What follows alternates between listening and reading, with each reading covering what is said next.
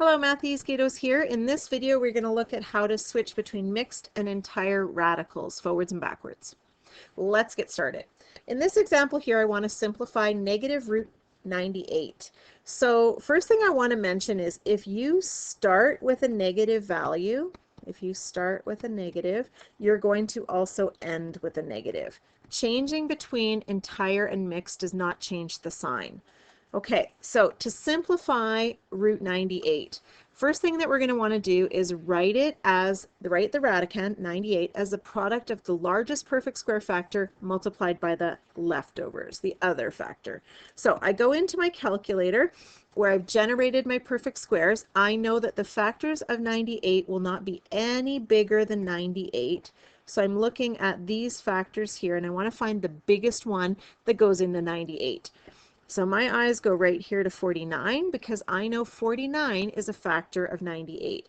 So I'll rewrite the root 98, negative root 98, as negative root 49 times 2 because 49 times 2 is 98. So in my next step, what I have to do is write the square root of the perfect square as a whole number. Okay, square root of 49 is 7. Don't forget it was a negative. And I'm left over with root 2. So my end answer is negative 7 root 2. So again, notice my sign did not change. I started with a negative and I end with a negative. So this part right here is called the mixed radical because it is a mixture of whole and root parts. So I always like to check on the calculator to see if I did that correctly. Is negative square root 98 the same as negative 7 root 2? In fact, when I put it into my calculator, I can see that it is. So I know that I did that correctly. Okay, next one. Simplify the square root of 26. So we're going to do the same process. I'm going to go into my table where I have my perfect square factors. I know that the factors of 26 cannot be higher than 26. So I'm looking at these numbers here to see which one of these does 26 have a factor of. And if I look at it, the only thing in this list that goes into 26 is 1. So a little note here, anytime you look at the factors and the only perfect factor of 26 is the number 1, then I know that this radicand cannot be simplified. It's already simplified, so I can't go any further. Okay, let's try this question here. So I want to find the exact perimeter of a square that has an area of 200 centimeters squared. So here's my square, and I know that the area of the square is 200 centimeters squared. I know that squares all have the same side length. Let's call it x. So area of a square is length times width, or x times x. So the area is 200. X times x is x squared. First thing I want to do is find the square root. So I find the square root of both sides because the square root of x squared is x. In other words, the inverse of squaring a number is square rooting. And then exact perimeter means I don't want any decimals. So I need to break this down using the strategies we did before. So square root of 200 can be written as square root of 100 times square root of 2, which is 10 root 2 centimeters. So I now know that the side length of my square is 10 root 2 centimeters. If I want to find the distance around, that's perimeter, I can add all the sides together, or since they're a square, I can take 4 and multiply it by the side length. So multiplying these together, 4 times 10 is 40 root 2, and my units would be centimeters. So to go from area to perimeter, square root to find my side length, multiply by 4 to find my perimeter, since all the sides are the same. Okay, let's try cube roots. So same idea. The very first thing that I want to do is write my radicand, which is what's underneath the root, as the product of the largest perfect cube, because we're doing cube root now, perfect cube factor times by the other. So go into your calculator and look at the factors, the perfect cube potential factors of 54. So I know it's not going to be higher than 54, so I'm looking at just these 3 here. So looking at those ones, the highest perfect square factor of 54 is 27. So I'll rewrite that as the cube root of 54 is the same as the cube root of 27 multiplied by the cube root of 3. No, of 2, because 27 multiplied by 2 is 54. Next step, write the cube root of the perfect cube as a whole number. Okay, so the cube root of 27 is 3, and then multiply it by the other factor, cube root of 2, because that can't simplify. So my final answer will be 3 times the cube root of 2. And that is called your mixed radical because it's a mixture of whole numbers and roots. Again, always a good idea to check it in the calculator.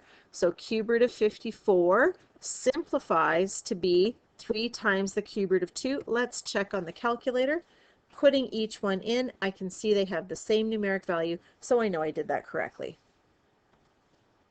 Okay, in this one here, I'm going to do the same thing. Perfect cube, because I'm looking at cube root, I'm going to go into my table and find the perfect cube factor, highest perfect cube factor of 375.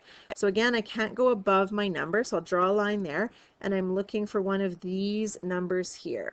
So scanning the list, the highest perfect cube factor of 375 is 125. So I'll break that down into the cube root of 125 multiplied by the cube root of 3, because 125 times 3 is 375. Cube root of 125 is 5, and I'll multiply that by the cube root of 3. So my final answer will be 5 cube root of 3. So let's check on the calculator if that is correct. Is the cube root of 375 simplified to be 5 cube root 3? So put that into my calculator and I can see they do in fact have the same numeric value, so I know I did that correctly. Okay, let's look at the other way of writing radicals, and that's moving from entire to mixed. So my very first step when I want to have 2 root 6, that's a mixed radical, writing it as an entire radical. I would raise the number in front of the radicand to an exponent equal to the index of the radical. Oh gosh, what does that mean? So 2 root 6 is really like 2 square root 6. That's the index. So the index is the number outside the root. So square roots have an imaginary 2. So what I want to do to put that back under is I want to take 2 and square it, which is 4. So that's step number 1. Step number 2, you're going to multiply this power, 2 squared equals 4, by the radicand and place the whole product under the root. So 2 squared is 4, multiplied by the 6 that's already there, and I'm left with the square root of 24.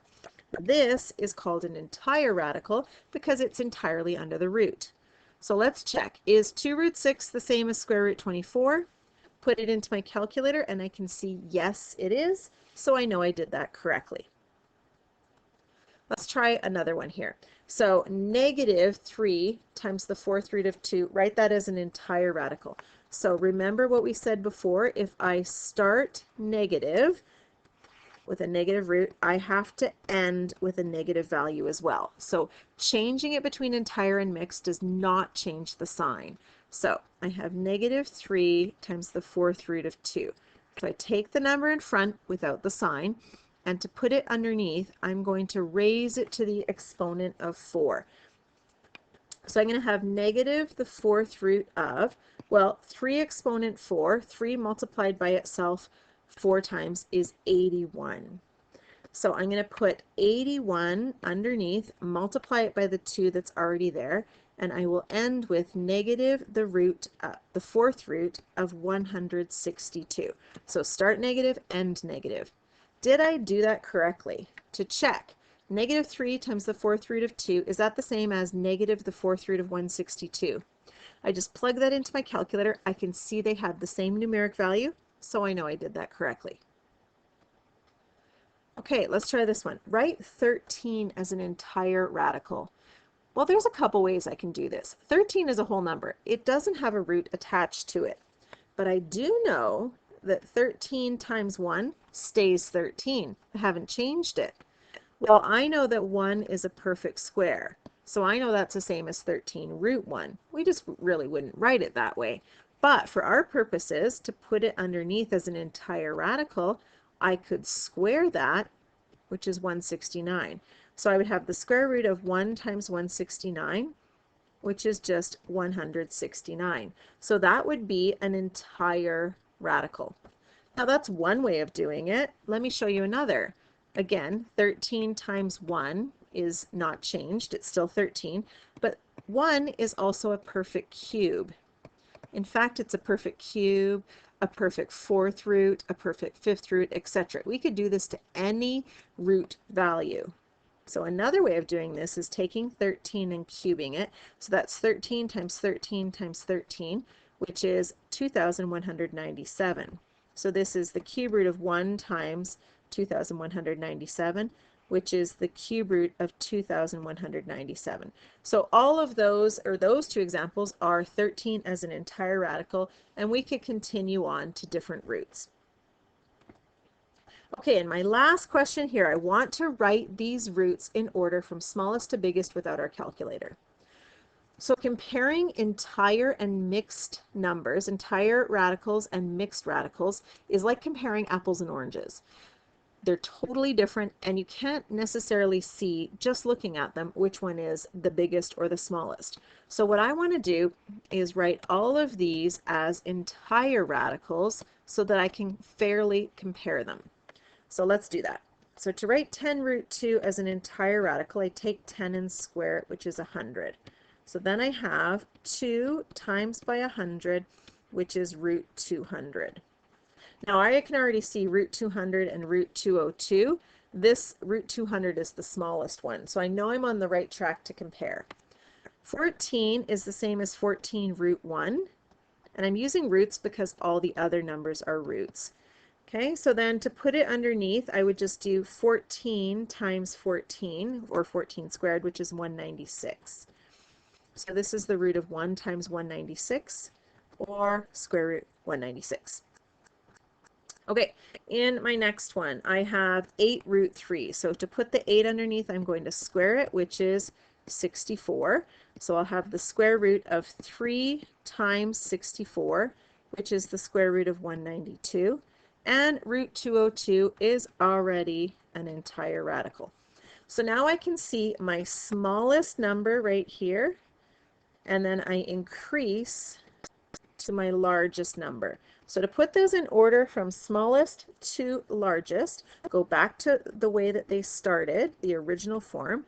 So 8 root 3, 14, 10 root 2, and then the square root of 202. So that's how I would do it without a calculator, but always a good idea just to check it on the calculator as well.